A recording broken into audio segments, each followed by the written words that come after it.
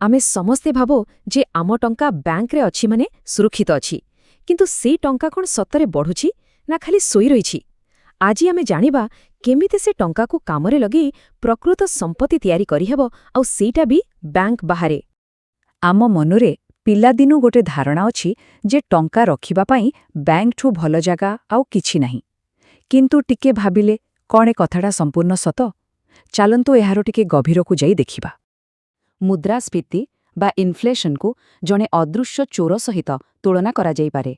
आमे जानि भी पारुने किंतु एहा प्रतिदिन आम टंकार किनिबा शक्ति को धीरे धीरे कमी चलीछि। आम संचयर मूल्य कमी कमी जाउछि। ठीक अछि, तेबे आजिर आलोचनारे आमे कौन सबु देखिबा। प्रथमे बैंक संचयरे प्रकृत समस्या केउठी, तापरे आमे चारोटी शक्तिशाली एसेट विषय जानिबा, मूल्यवान धातु, पैसिव आय दिउथिबा उपकरण, विशेषज्ञଙ୍କ दक्षतारे निवेश और निज ज्ञानरु केमती आय करिहेबो। शेषरे आमे देखिबा कि भली टंका को प्रकृतरे कामरे लगा जाए।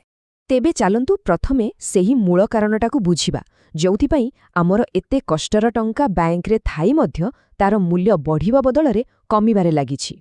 सरल भाषारे कहिले आज जदि आपण 100 टंकारे 10टा जिनिस किनि पारुछंती तबे किछि वर्ष परे सेही 100 टंकारे आपणको 7 कि 8टा जिनिस ही मिलिबो। एटा ही मुद्रास्फीतिर प्रभाव। आपणको टंकार मूल्य कमी गला। गोटे मजा कथा कौन जानती?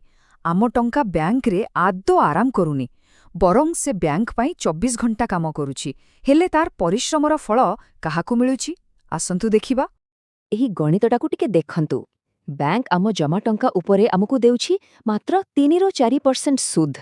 हेले सेही टंका को अन्य माननकु लोन देई से कमौछि 12% रु 21% पर्यंत। माने आम टंका को कंचामाल भाबरे व्यवहार करी बैंक गोटे बड़ व्यवसाय चलाउछि आउ लाभर बड़ भागटा निजे रखुछि। तेबे यार समाधान कौन होई पारे? चलंतु आमर प्रथम विकल्प देखिबा। एमिति एक एसेट जहा हजार हजार वर्ष धरी लोकंक संपत्ति को सुरक्षित रखि आसिछि। हाँ, सुन्ना आउ रूपा एगुड़िक खाली गहना नुहे। जेतेबेले भी देशर अर्थव्यवस्थारे अस्थिरता आसे सेतेबेले सुन्नार मूल्य बढ़ी जाए। एहा एक सुरक्षा कवच परी काम करे। एइथिपाई सबु बड़ बड़ निवेशक निज पोर्टफोलियोरे एहाकु निश्चय स्थान देइथांती। एबे आसंतु आम द्वितीय एसेट कथा जानिबा जहा आक्षरिक अर्थरे आम पाई 24 घंटा काम करि पारिबो आउ आम पाई एक निरंतर आयर व्यवस्था करि पारिबो।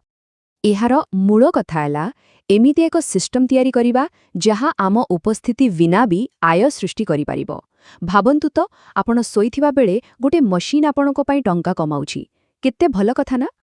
उदाहरण भाबरे गोटे भेंडिंग मेशिन रु मासुकु प्राय 4000 रु 5000 टंका आय होई पारे।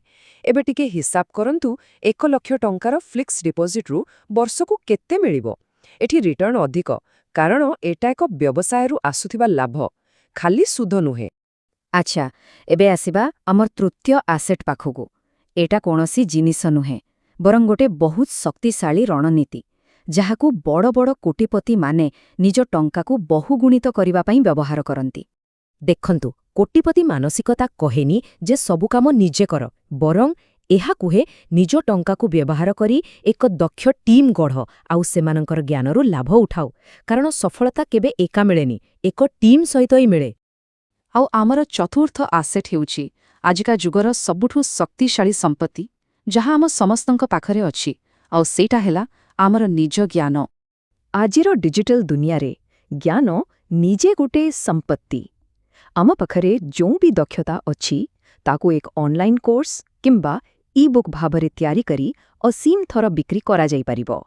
एहा एमिति एक दुकान जहा 24 घंटा सप्ताहर 7 दिन खोला रहे। तेबे ए सबु आलोचनारू आमे गोठिया मुख्य जिनिस सिखिबा। आर्थिक सफलता पाई आवश्यक थिबा सेही मानसिकता विषय चालंतु एबे कथा हेबा। गोटे जगारे सबु टंका रखिबा बुद्धिमानर काम नुहे। निज निवेशकु विभिन्न प्रकार एसेट्स रे बांटी देले रिस्क कम हो जाए आउ लाभर संभावना बढ़ी जाए। एइटा ही आम आर्थिक भविष्यतर नुआ बीमा पॉलिसी। एही कथाटिकु मने रखिबा बहुत जरूरी। देखंतु, बैंकर काम हेला टंकाकू सुरक्षित रखिबा, ताकू बढ़ेइबा नुहे। से दायित्व हेउछि आम निजर। तेणु आमकु जणे संचयकारीरू निवेशक हेबाकू पड़िबो। ତେବେ ଶେଷରେ ପ୍ରଶ୍ନ ଆସୁଛି, ନିଜ ଟଙ୍କାକୁ ଜଣେ କର୍ମଚାରୀ କରିବେ ନା ତାକୁ ବ୍ୟାଙ୍କରେ ବନ୍ଦୀ କରି ରଖିବେ? ନିଷ୍ପତ୍ତି ଆପଣଙ୍କ ହାତରେ, ଆଉ ଏହା ହିଁ ଆପଣଙ୍କ ଆର୍ଥିକ ଭବିଷ୍ୟତର ଦିଗ ନିର୍ଣ୍ଣୟ କରିବ।